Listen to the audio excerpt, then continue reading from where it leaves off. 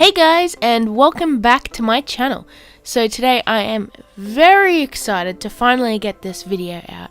Now, this is a video which I had in the works for a while now. It was supposed to be a sort of, regular video. However, I had to wait a while to actually do this, mainly because I had some problems with getting a compressor for my airbrush system, which I am using today, finally. Basically, what happened was that I ordered the wrong hose because somewhere online told me to get this one, and that one didn't end up being the right one. So they said, oh yeah, you can get an adapter for it, and the adapter didn't work, so I just bought a brand new hose anyways.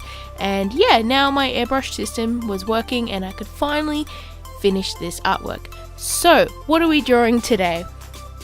Today I am, as you can tell by the description, I'm actually drawing Mightyena, which is a Pokemon. Now, Mightyena, I believe, is a dark type Pokemon, and it's basically like a hyena wolf type Pokemon, for those who aren't familiar with Pokemon. And I really wanted to draw him with a sort of aesthetic in style. Now, I wanted to kind of make it look kind of like, I don't know, mysterious and, scary a little bit, and just kind of more moody. I wanted this artwork to have more of a moody feel to it instead of a cute, happy feel, which happens a lot in my art.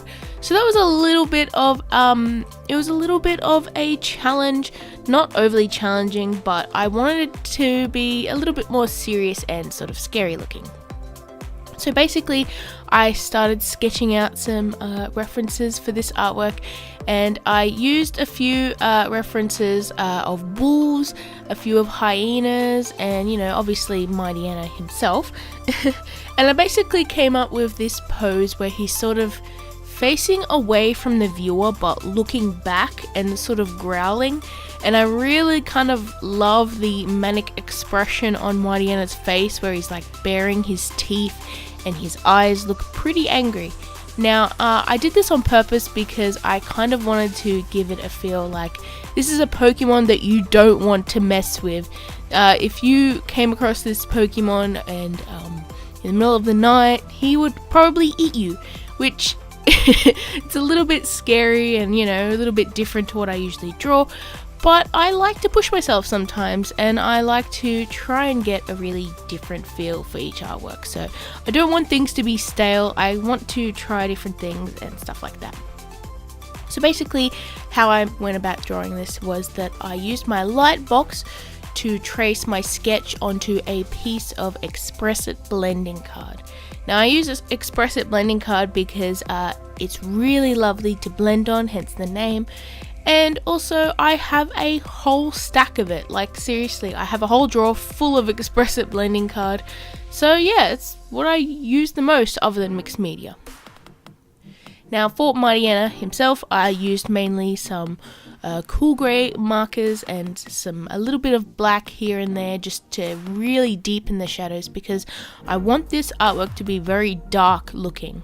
And after that, I decided I wanted to add a little bit of rim lighting around the Pokemon, just because I know the background is also going to be really dark. So I didn't want him to sort of fade into the background. I wanted him to stand out, especially since I'm planning on having the moon right behind Mightyena.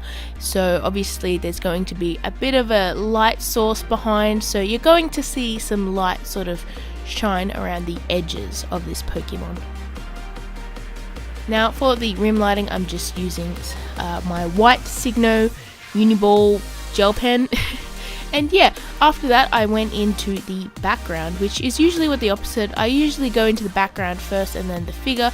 However, since I'm using my airbrush later, I obviously wanted to do that last. And yeah, I just basically used some sort of cool brown colors. I used a lot of E70s, some grey tones, and also a little bit of blue. but also some very subtle bits of yellow as well in the highlights of the ground, because the moon is also going to be behind that. And I wanted to have, you know, some colors that sort of complemented the really cold, dark look. So obviously I added some very pale yellow highlights. I made sure to add a lot of shadow to this artwork, especially on the ground where his feet are, because there is a strong light source behind him. You're going to have a very dark, obvious shadow in front of him, and I really love the way I added those shadows from his legs. I think that it looks pretty good. Now for the moon, I basically just went in with, yet again, cool greys, but I tried to keep them mostly light, and blended them a whole lot with my colorless blender marker. And after that, I actually added some drips using my colorless blender fluid, just to try and get those crater looks on the moon, because I sort of want the moon to be sort of realistic. And yeah, I just sort of played around with that and adding some dark circles and some light circles to try and get an aesthetic that, you know, looks like the moon.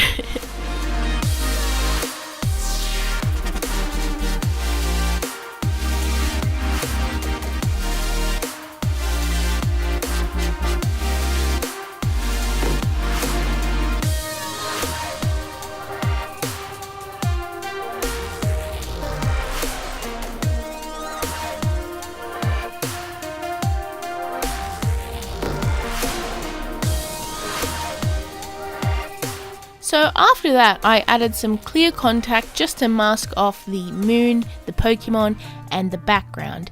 Now I'm just using regular clear contact book covering, mainly because masking film is very expensive, and I find that this is quite close. And yeah, you just got to be really careful when you peel it off because it's quite sticky. However, I find that it doesn't really damage my art, so that's good. Anyways, and I am finally going in with the background of the Copic Airbrush system. I am so glad that I can finally use this thing. A while ago, I actually bought it and I got the set without the air compressor, and it turns out the cans of air do not last at all. And I was pretty sad about this, and I didn't want to have to pay for multiple cans of air just so I could get art out, especially since it can end up being pretty expensive.